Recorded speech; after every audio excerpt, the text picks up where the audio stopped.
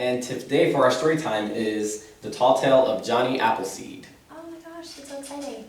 I know, I don't know much about him, but I guess we're going to know a lot. To learn. Oh yeah. John Chapman, who later became known as Johnny Appleseed, was born on September 26, 1774, when the apples on the trees surrounding his home in Leominster, Massachusetts, were as red as the autumn leaves. John's first years were hard. His father left the family to fight in the Revolutionary War, and his mother and his baby brother both died before his second birthday. By the time John turned 6, his father had remarried and settled down in Longmeadow, Massachusetts. Within a decade, their little house was overflowing with 10 more children. Ooh. Nearby was an apple orchard.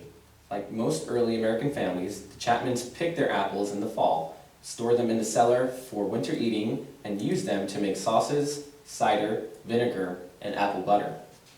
John loved to watch the spring blossoms slowly turn into the glowing fruit of autumn.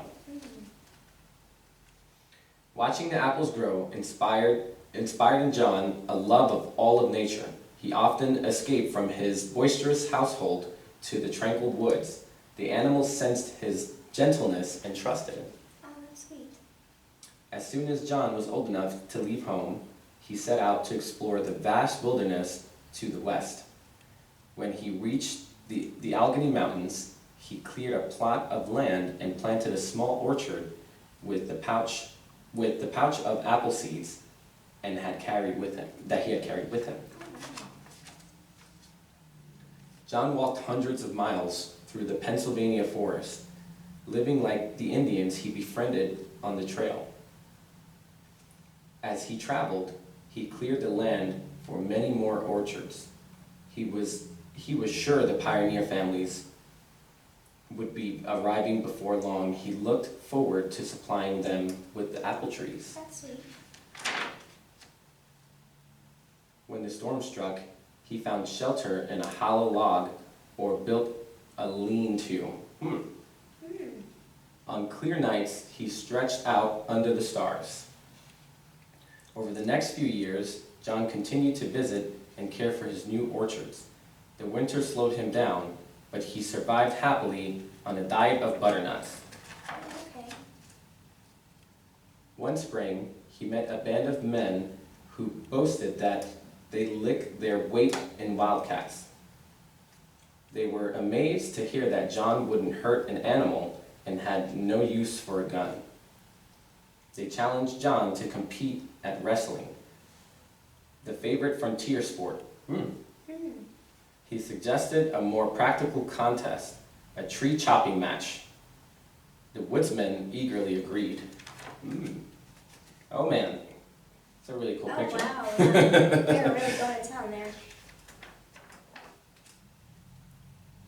When the sawdust settled, there was no question about who had come out on top. John was pleased that the land for his largest orchard had been so quickly cleared. He thanked the exhausted woodsmen for their help and began planting. During the next few years, John continued to move westward. Whenever he ran out of apple seeds, he hiked to the eastern cider presses and replenished his supply. Before long, John's planting were spread across the state of Ohio. That's a long walk from Massachusetts to Pennsylvania to Ohio. Oh yeah.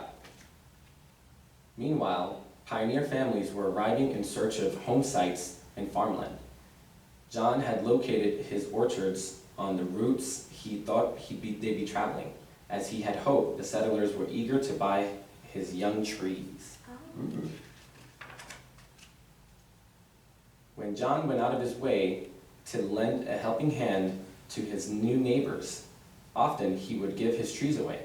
People affectionately called him Johnny Appleseed, and he began using that name.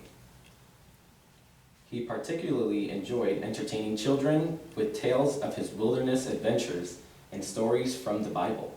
Oh, okay. In 1812, the British incited the Indians to join them in another war against the Americans. The settlers feared that Ohio would be invaded from Lake Erie. It grieved Johnny that his friends that were fighting each other. But when he saw the smoke of burning cabins, he ran through the night, shouting a warning at every door. After the war, people urged Johnny to build a house and settle down. He replied that he lived like a king in his wilderness home, and he returned to the forest he loved. During his long absence, folks enjoyed sharing their recollections of Johnny. They retold his stories, and sometimes they even exaggerated them a bit. Oh. Some recalled Johnny sleeping in a treetop hammock and chatting with the birds. Others remembered that the rattlesnake had attacked his foot. Fortunately, Johnny's feet were as tough as elephants' hides, so the fangs didn't penetrate. Oh, wow. Oh man. It was sad that Johnny had once tended a wounded wolf and then kept him for a pet. An old hunter swore he'd seen Johnny frolicking with a bear family. Oh, that's sweet. The storytellers outdid each other with the tall tales of his feats of survival in the untamed wilderness. Ooh, look at that. Looks like all the adventures that he's been through. Oh, that's crazy, yeah. As the years passed, Ohio became too crowded for Johnny. He moved to the wilds of Indiana, where he continued to clear land for his orchards.